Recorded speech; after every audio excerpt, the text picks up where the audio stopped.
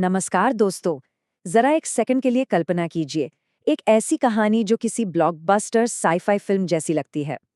सोचो क्या हो अगर एक आधुनिक समय यात्री यानी एक क्रोनोनॉट सीधे टाइम ट्रैवल करके 16वीं सदी के सबसे शक्तिशाली मुगल साम्राज्य के बीचों बीच आ गिरे।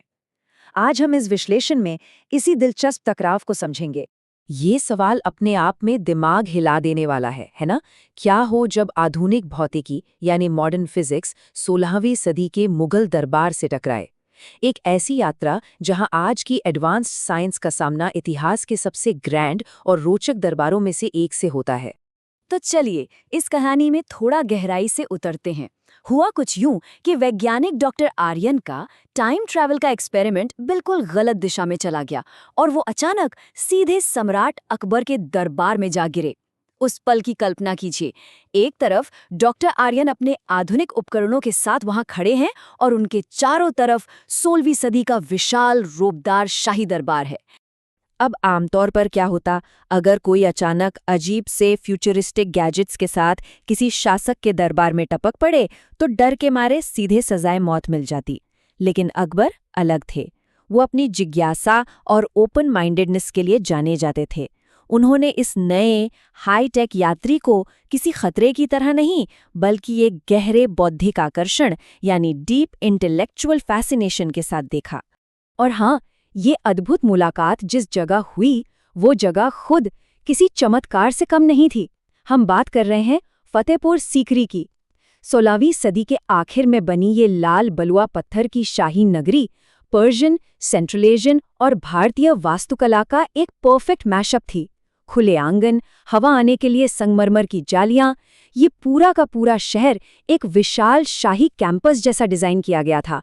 पर देखिए, इस शानदार नगरी के साथ एक बहुत बड़ी ट्रेजेडी भी जुड़ी है। इतने बड़े एम्बिशन के साथ ये राजधानी बनाई गई, लेकिन बनने के सिर्फ 14 साल बाद ही पानी की भारी कमी और राजनीतिक बदलावों के कारण इस पूरे के पूरे आबाद शहर को खाली करना पड़ा। सोचकर अजीब लगता है ना? आज ये बिल्कुल वैसा ही समय में रुका हुआ एक बेहद खूबसूरत गोस्ट कैपिटल के रूप में खड़ा है। और इस शहर की विशालता का अंदाजा लगाने के लिए जरा इस नंबर पर गौर कीजिए, 54। ये 54 मीटर ऊंचाई है बुलंद दरवाजा की, दुनिया के सबसे ऊंचे दरवाजों में से एक, जिसे अकबर ने गुजरात जीतने की खुशी में बनवाया था। जरा पीछे मुड़कर सोचिए, बिना किसी आधुनिक मशीन के इतनी विशाल संरचना, डॉक्टर आर्यन जैसे मॉडर्न साइंटिस्ट का तो ये देखकर ही दिमाग घूम गया होगा। अब आते हैं उस मुद्दे पर जो सच में दिलचस्प है। डॉक्टर आर्यन का सामना सिर्फ अकेले सम्राट से नहीं बल्कि उस वक्त के सबसे ब्रिलियंट दिमागों से हो रहा था। ये थे अकबर के नवरत्न, इतिहासकार अबुल फजल, क्लासिकल संगीत के जादूगर तानसेन, कमांडर राजा मान सिंह, धार्मिक सलाहकार फकीर आजिउद्दीन, कवि अब्दुल रहीम और रेवेन्यू सिस्टम को बदलकर रख देने वाले राजा तोडरमल। एक आधुनिक वैज्ञानिक को इस इंटेलेक्चुअल पावर हाउस के सामने अपना लोहा मनवाना था।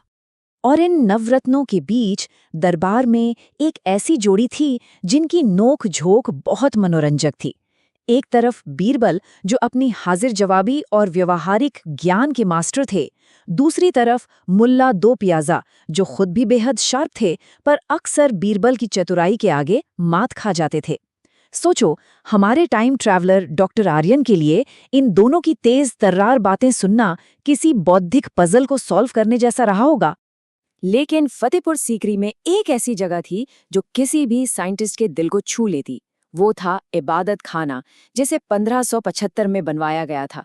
यह सिर्फ एक पूजा घर नहीं था दोस्तों। यहाँ अलग अलग धर्मों के विद्वान, मुस्लिम, सिख, हिंदू, यहाँ तक कि पोर्चुगीज जेजुइट्स और चारवाका नास्तिक एक साथ बैठकर बहस करते थे।